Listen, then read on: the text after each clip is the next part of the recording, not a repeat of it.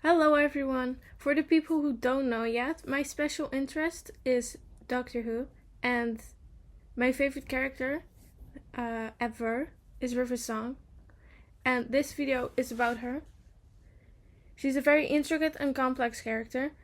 The information in this video is show lore. She's also in multiple audio dramas and books and other media, but I've only watched the show. Note, I've also read a book about River Song, and I'm planning to buy the one that's actually written by Alex Kingston. I really want it, and I'm gonna get it when I have the money. That's where I got my information from. She doesn't travel with the TARDIS often. She mostly just uses a vortex manipulator to travel in space and time. Doctor and Amy meet River. The first time the 11th Doctor met River again was at Alpha Metatrix.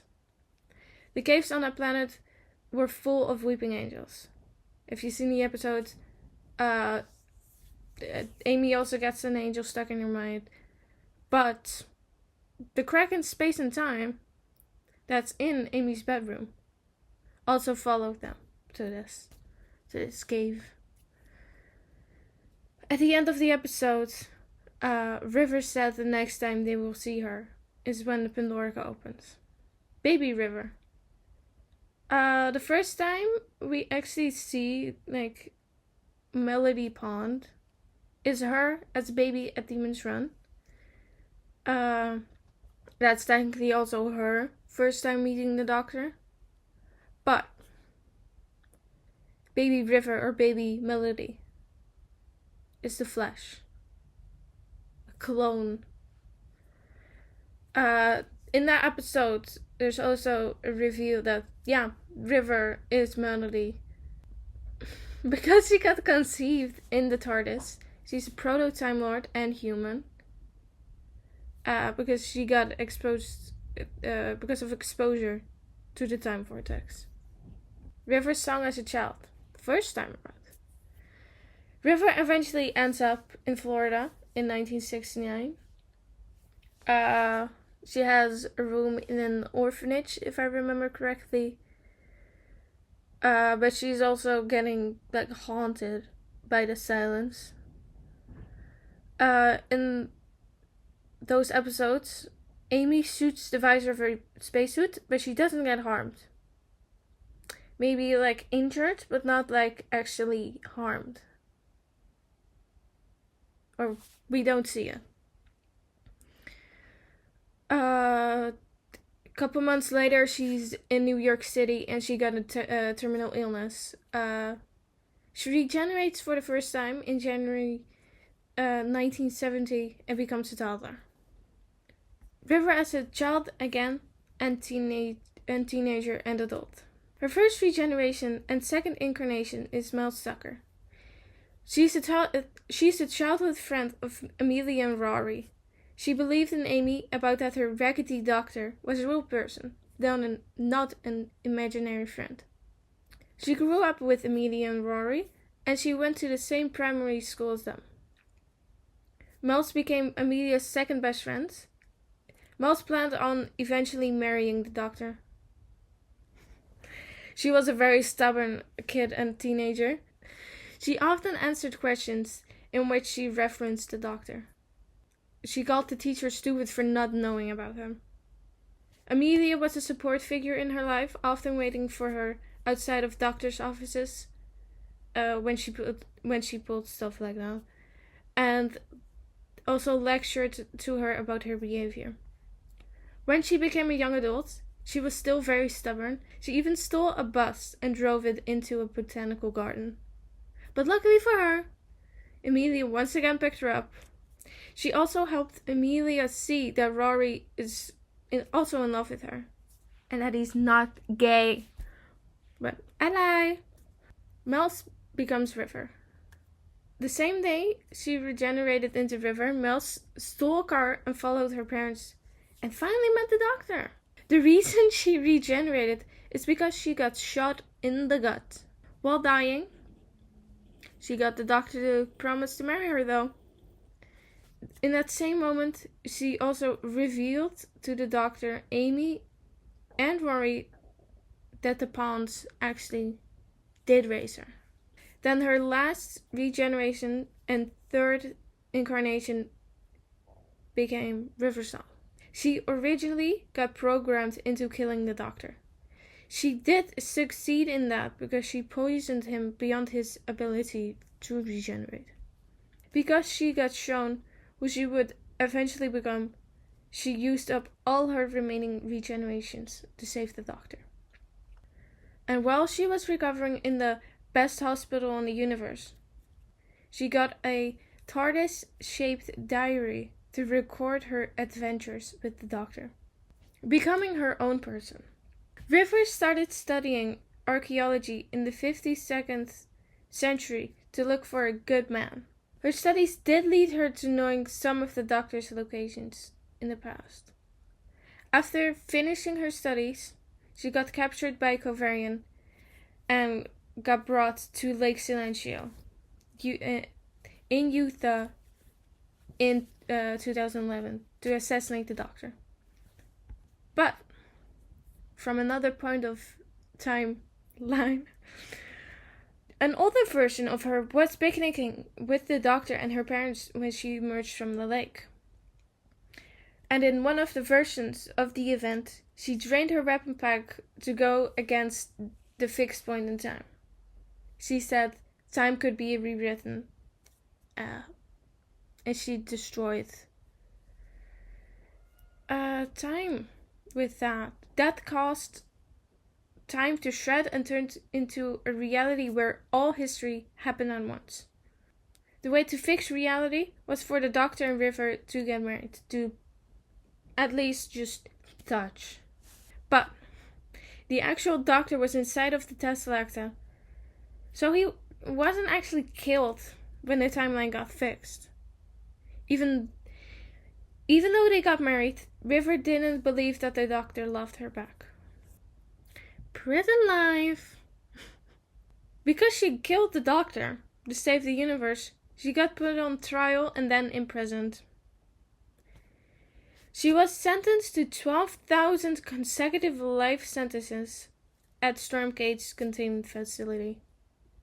She served the sentence to make the science believe that he's dead, but escaped regularly to spend time with her husband. She became well known for her escape. They believed no prison could hold her for long. Revisiting her past, she went back to Lake Silencio in Utah in 2011. She was then the older version who was picnicking with her parents and the doctor.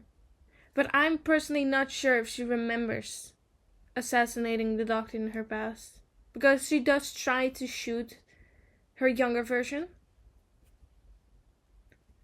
But after that, when she and her parents went to a cafe, they found a version of the doctor who's 200 years younger than the one inside of the Tesseract.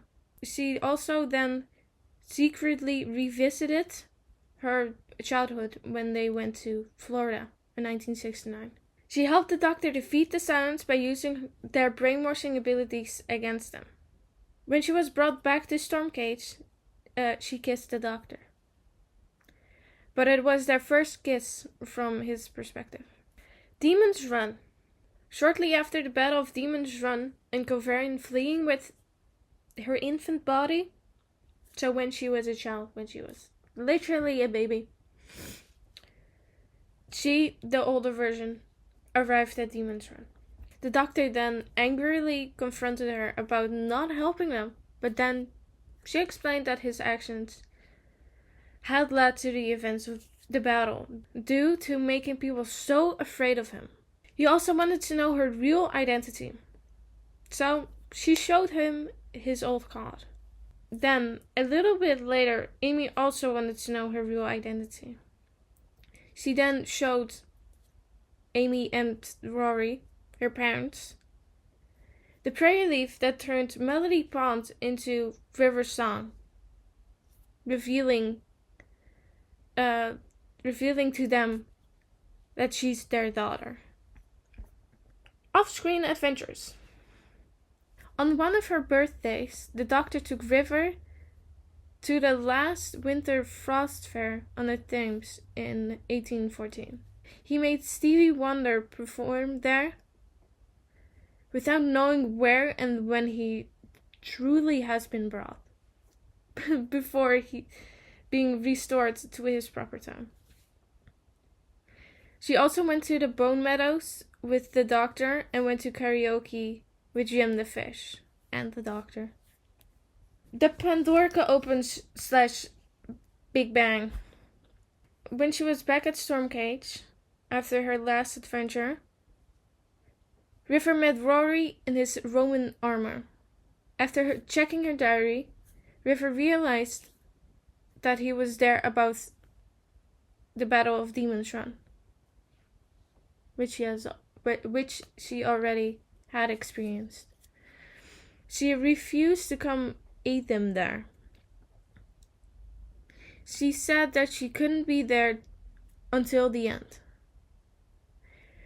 But when Rory asked her for a reason, River simply explained that it was the day that the Doctor would learn her true identity.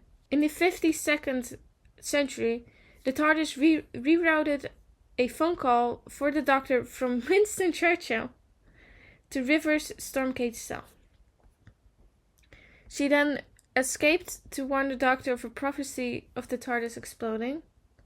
She blackmailed a time agent's vortex manipulator, most likely Captain Jax, of Dorium Moldovar, and stole a Vincent van Gogh painting from Listown that showed the TARDIS exploding and space-time coordinates. But then she got stuck in a time loop while the TARDIS explodes.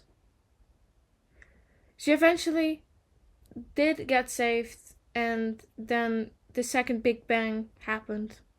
And then time and space got restored. Amy went back to her original timeline before the crack in time and space.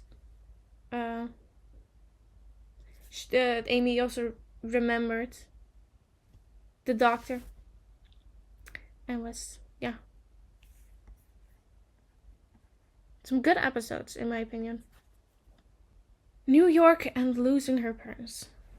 She eventually writes a book called Private Detective in Old New York Time under the alias Melody Malone. That book was about weeping angels.